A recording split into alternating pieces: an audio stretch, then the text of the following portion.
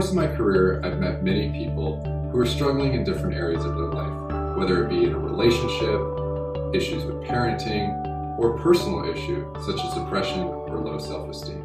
Many people don't have the financial resources or time to devote to going to therapy on a regular basis.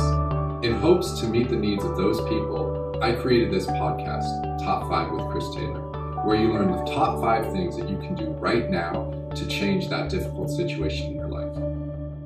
Today's episode of Top 5 with Chris Taylor, we're going to focus on dealing with defiance in your teens. Okay? Oh my God, what teenager isn't defiant, right? Oh, can you do this? Sometimes you just get silence. Silence is their sort of silent act of defiance. Other times you just don't get follow through. Sometimes you get just anger or sort of a lashing out that comes back, right? And so obviously as parents, we don't want to deal with that. We want that to go away. We want it to go away now. But obviously we just can't ask our teens because, there's sort of that biological sort of wiring in them that just says, I have to be defiant for the sake of being defiant. So we understand that about teens, but these are the top 5 things you can do to help deal with that defiance. And I think if you implement these, what you'll find is a lot, if not all of that defiance will go away. Right? That's what we want. We want the defiance to go away. So let's go ahead and get into it.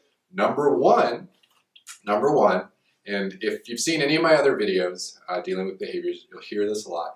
Know the function, right? We talked about this, the function of the behavior. So what is the function? Right? Well, the function of the behavior is what need is getting met by them doing this, right? So defiance, right? There is an act of taking control, right? There's an act of avoidance. Sometimes it's getting negative attention. If you haven't given your kids enough attention in a positive way, they might do that just because that's sometimes the only attention they can get. And that's not to shame you as a parent or to make you feel bad. It's just to sort of highlight an area that you as a parent can improve upon. Because I will be honest, oftentimes when we look at kids and behaviors and teens and defiance, we blame the kids, and sometimes we stop taking some ownership of our own role as a parent. And, not to say that we own it all when our sort of teenagers don't fall through, but I really want you to sort of start by saying, maybe there's something I can do and I can change a little bit better. So knowing the function allows you sort of an opening to change the way you approach so that you can meet that need better, right? So number 2, meet the need. Okay, so along the lines of, knowing the function, we have to meet the needs. So how are we going to meet the needs of our kids? So first of all, knowing the function. What is defiance? So the defiance is avoidance, right? So allow them an opportunity to avoid, right? They want to do that, but set up a timeline or a time frame that they need to accomplish it by. So it's not you need to do this right now, which we know teens is sort of that, if you need to do it at this fixed point, it's a natural point of rebellion. And you have to sort of balance it out, right? There's certain things that will need to get done right now. And we'll talk about how if you do all these 5, that your kids will be more likely to do them and you won't have to worry so much about the defiance. So trust the process, go through these top 5, implement them with consistency, and you'll see real change happen. So again, meet the need. What are other needs? Need to control, right? Kids are learning who they are. They're growing into adults. They want to control themselves, their environment, their relationships, all of these different things. Well, the minute somebody comes in and asserts control over that, they feel like they've lost control. So give them choices, right? Hey, do you want to do this now? Or I'll give you 3 tasks that I need you to accomplish. Which one do you want to do? Do you want to take the garbage out? Do you want to mow the lawn? Or do you want to clean the garage, right? Or do you want to take your little sister or little brother? Whatever that may be, right? Give them the choice, because then they're saying, I'm controlling what I'm doing. So number 3, and this is critical in dealing with any behavior, especially defiance in your teens, is always praise. Always praise. Now again, I have a lot of parents that say, well, that sounds really sort of counterintuitive. I've got a kid, they're not doing what I'm asking them to do, and then you're telling me to praise them. How am I going to praise somebody when they're not doing it, right? I get that. But what I'm telling you to do is look for the opportunity to praise and praise. So a kid may be defiant, and he may do something, and it may not be what you asked, but it may be a choice that he or she is making that's positive. Praise it. right? You have one of two directions to go. You can either focus on what they didn't do, or you can focus on what they did. And I think we've all encountered bosses and people in our lives that sort of pour into us really good, sort of validating thoughts and statements. We want to do more for those people, right? We want to give more and go above and beyond. Now, we've also experienced like sort of those micromanagers or those naggers or people that are always reminding us of sort of what we're not doing right or what we're not doing, period. And we withdraw from them. Right? We don't want to be in their lives. We feel that sort of reverberations of negativity in our body, and we want to avoid that. So remember that when you're approaching your kids, to find those areas of praise. Okay. Number 4, allow for negotiation. Allow for negotiation. That seems a little scary, right? Because you're losing control, but you're also giving your teen control over themselves.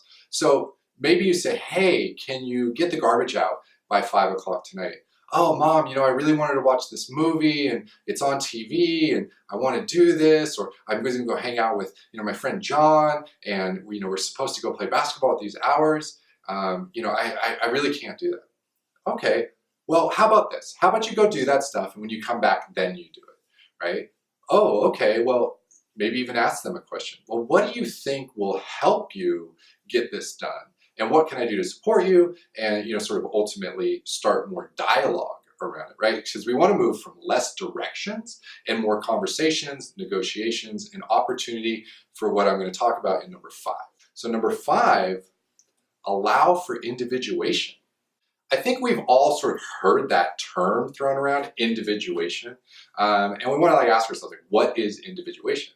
Well, think of the root, right? Individual, right? What does it mean to be an individual? It means to separate yourself from a group, right? So when you separate yourself from a parent or a family, you're becoming an individual.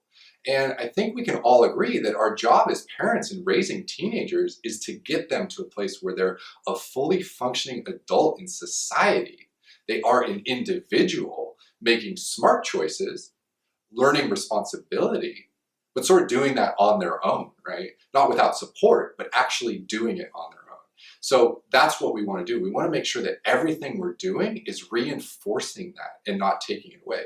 So I say that because, as you look at a kid not doing something or, sort of keep on, what I would say, sort of harping on them about the same topic over and over and over again, reminding them what they're not doing, they're not feeling like they can individualize from that, right? They can't individuate. They're just sort of stuck in this group, right? And they're stuck in this family and they can't feel free. So what do they do to break free? They defy, they take control, they act out, and they're going to do it, right? And then we've all experienced that. Kids are going to do what they're going to do.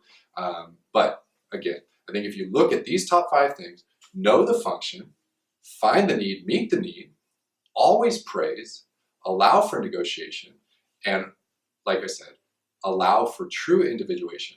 I think you'll find that defiance in your kids is going to go away. It'll probably go away pretty quick, and they'll feel better about themselves. They'll be more responsible, and you'll have more trust and sort of peace of mind that you're doing a great job as a parent. Because ultimately, you are. You're doing a great job as a parent. Parenting is not easy, but remind yourself, I'm doing as best a job as I can, and I'm going to learn. And this is a way that you can learn how to be better. Okay? So implement these top 5 things, remove the defiance in your teens, and get back to your family living a healthier, more positive life. If you liked what you just saw and you would like more information about how you can implement these top 5 things into your life right now, please check out this and additional videos on my website, www.christaylormft.com.